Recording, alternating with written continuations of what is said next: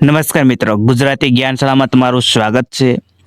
એક માર્ક રોકડો સિરીઝમાં ધોરણ 10 વિષય વિજ્ઞાન ચેપ્ટર વિદ્યુતમાંથી ઓહમનો નિયમ એટલે શું તેના વિશે આપણે જાણીશું. મારા કલેજાઓ, ઓહમનો નિયમ એટલે શું તો તેનો આપણે જવાબ જોઈશું.